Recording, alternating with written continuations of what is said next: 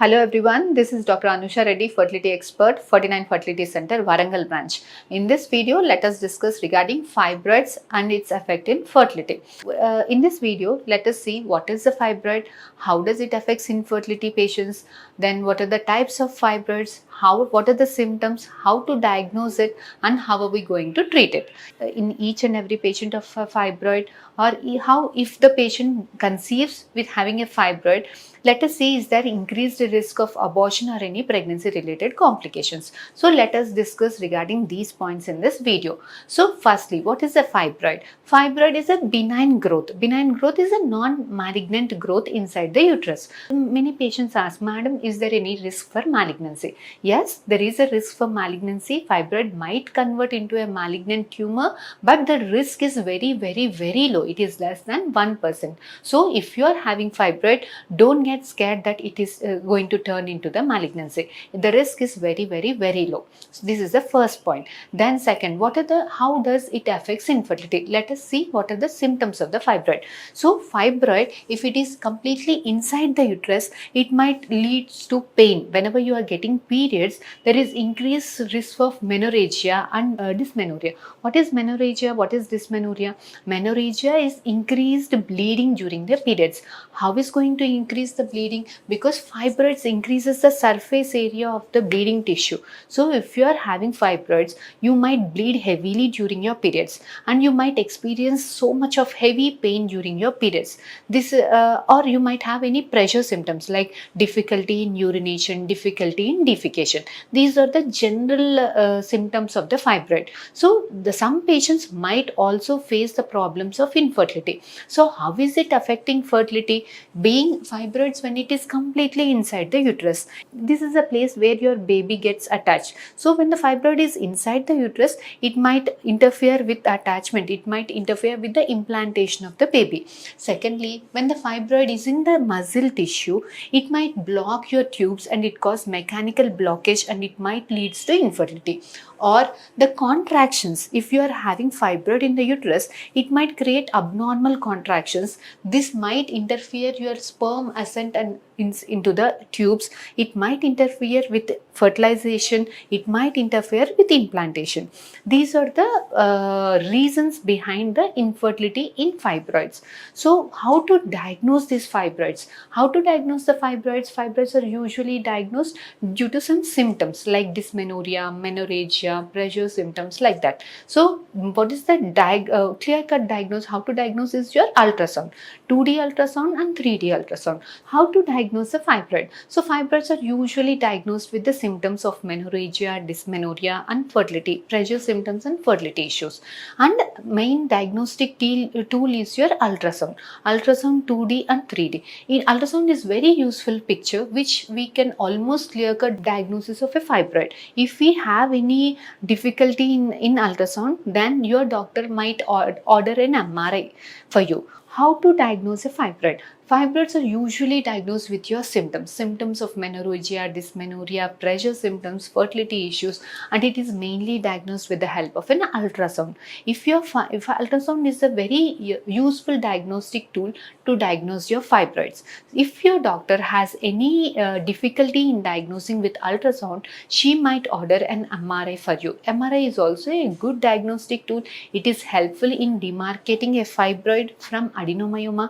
It helps your fibroid mapping so that it helps during your surgery. How are we going to treat the fibroids? So does each and every fibroid require surgery? No. Not all fibroids require surgery. Only a few fibroids require surgery. Those fibroids which are completely inside the uterine cavity definitely needs to clear these fibroids because this causes issues with your implantation. So how much ever the small is your fibroid which is completely inside the uterus, we have to get your fibroid removal done. If the fibroid is completely inside the uterus, if the fibroid, let us suppose, if the fibroid is completely outside the uterus, there is no need for you to get it operated unless it causes pressure symptoms. Then what if the fibroid is just touching, or what if the fibroid is completely inside the uterus? In these both cases, depending upon how many number of fibroids, what is the size of fibroid, we are going to take a call. So what if your fibroid is touching the uterus, or what if the fibroid is completely inside the uterus? In these two cases, depending upon the number of fibroids and the size of fibroid, your doctor will be taking a call. If you have less than 2 fibroids, which is less than 2 centimeters in size, then most likely your doctor is going to deal it with some medications or injections, so that these injections will decreases the hormones inside the uterus, inside your body, so that the fibroids in the uterus shrink. But if you have more than 2 fibroids which are more than 4 centimeters in size, you most likely you might end up in having a surgery. So why is that your doctor is not removing each and every small fibroid? Why are we not interested in removing each and every fibroid with the surgery? Because when we have to remove your fibroid, we need to do either laparoscopy or laparotomy and cut your uterus, remove the fibroid, and we have to stitch it back. If we are going to do this, if you are pregnant, if your uterus, non-pregnant uterus is very small, 6 centimeters in size, but if you are pregnant, your uterus expands to almost so that 60 centimeters size, so that it has to accommodate a 3 kg baby. So during this expansion, the sutures might rupture, and you might face an issue of uterine rupture, so that your baby will come out, and it has so much danger to your life. It might endanger your life. So for small fibroids, it is better not to operate. So your doctor might give you 1 or 2 shots of injections, gonadotropin agonist injections, so that it might shrink in size, and it might go away from the place where your baby implants. So this is how we are going to deal your fibroids. If the fibroids are small, less in number, we are going to deal it with injections. If your fibroid is too big for you to get pregnant, then we might need to operate it. So many patients ask, ma'am, if you are going to operate it, so after how much gap so that is must for me to plan a pregnancy? So minimum of 4 to 6 months gap is required for you to plan a pregnancy after your fibroid removal. Patients might ask, is there any recurrence is there any risk of recurrence? Yes. If your body is prone to have fibroids, even after removal of one fibroid, if there are seedling fibroids other places, there is a risk of recurrence. There is a risk of malignancy, but which is very, very, very low. Some patients might ask, ma'am, the fibroid is very small in size, but if I conceive with this fibroid, is there any increased risk of abortions?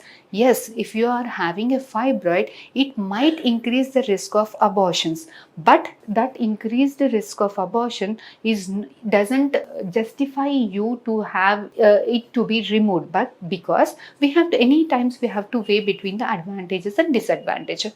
If we remove your fibroid, the disadvantage is more.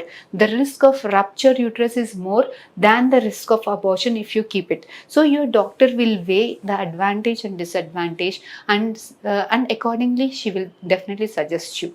So these are common doubts regarding the fibroids. So this is the general information regarding the fibroids, type of fibroids, symptoms, how to diagnose it and how to treat it. I think you all have cleared your doubts. If you still have any doubts, definitely contact us. We'll definitely get back to you. Thank you.